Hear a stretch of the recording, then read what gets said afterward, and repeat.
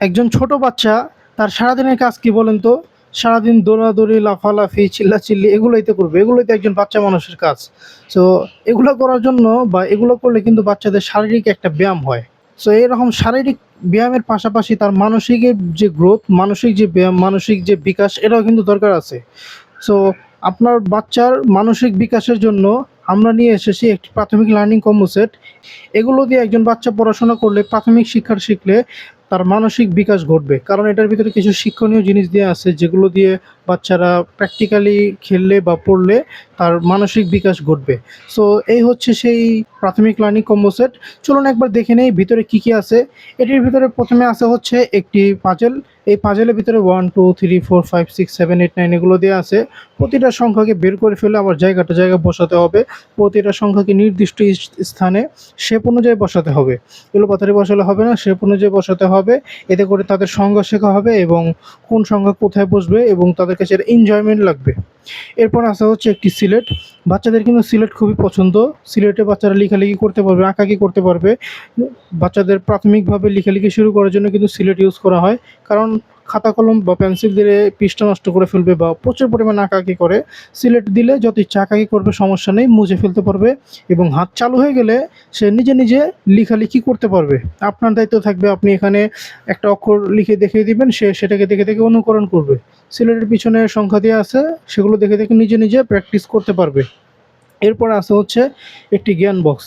এই জ্ঞান বক্সের ভিতরে ছোট ছোট অনেকগুলো বই দেওয়া আছে যেগুলো দেখে দেখে একজন বাচ্চা খুব সুন্দরভাবে পড়তে পারবে। প্রতিটা বইয়ে বিভিন্ন টপিক দেওয়া আছে। বইগুলো ছোট ছোট হওয়াতে বাচ্চাদের কাছে এটা হ্যান্ডি হবে এবং তাদের কাছে এটা খুবই ভালো লাগবে, খেলনা খেলনা লাগবে।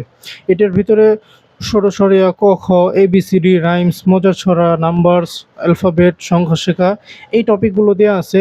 এখানে মজার ছড়া দেওয়া আছে। মজার ছড়া শিখে যখন আপনার সামনে আবৃত্তি করবে, বিভিন্ন কবিতা আবৃত্তি করবে, তখন আপনার নিজের ভিতরে কিন্তু একটা ভালো লাগা কাজ করবে আপনার বাচ্চার মুখে এত সুন্দর সুন্দর কবিতা শুনে। এরপর আছে একটি মেজ খেলনা। সবসময় তো এগুলোতে পড়বে না, মাঝে মাঝে একটু খেলতে মন চাইবে, একটু আনন্দদায়ক বা আনন্দের প্রয়োজন পড়বে, তখন এই মেজবোর্ডটা দিতে পারেন। এটার কাজ কি? ছোট ছোট বল দেখতে পাচ্ছেন, এরকম যে সূক্ষ্ম সূক্ষ্ম আঁকাবাঁকা রাস্তা দেখতে পাচ্ছেন, এই প্রতিটা চিপা দিয়ে বের করতে হবে। এটা কিন্তু মোটেও কোনো ইজি কাজ নয়, অনেক ধৈর্য সহকারে, একদম ধৈর্য সহকারে এগুলো নিয়ে যেতে হবে। এটার ফলে কি হবে, একজন বাচ্চা যখন এটা এই পাশ থেকে ওই পাশে নিয়ে যেতে পারবে, তার ধৈর্য শক্তি, তার চিন্তা শক্তি, তার মানসিক শক্তি সেটা কিন্তু অনেক পরিমাণে বেড়ে যাবে। সাধারণত বড় মানুষই কিন্তু এটা সহজে মিলাতে পারবে না। যখন একজন বাচ্চা মিলিয়ে ফেলবে তখন সে এরকম আরও নিত্য নতুন ক্রিয়েটিভ খেলনা দ্বারা খেলা ট্রাই করবে।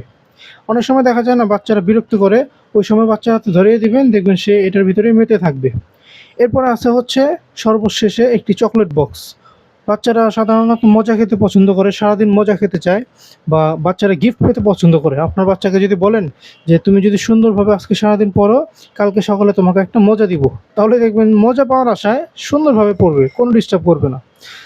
তাহলে আপনার বাচ্চাকে যদি এই চকলেটটা এইভাবে করে দেন যে তুমি যদি এগুলো দিয়ে সুন্দরভাবে পড়ো বা ওই খেলনাগুলো দিয়ে সুন্দরভাবে খেলো, তাহলে কেবল তোমাকে একটি চকলেট দিব। এইভাবে করে কিন্তু আপনি চকলেট দিতে পারেন। সো যদি আপনার বাচ্চাকে প্রাথমিক শিক্ষা খেলার চলাচল শিখাতে চান, তার মাইন্ড ডেভেলপমেন্ট গ্রোথ করতে চান, শারীরিকের পাশাপাশি তার মানসিক শক্তিও বিকাশ করতে চান, তাহলে এগুলো আপনার বাচ্চার জন্য নিতে পারেন। এগুলো নেওয়ার জন্য নিচে দেওয়া সেন্ড মেসেজ বাটনে ক্লিক করে অর্ডার করতে পারেন।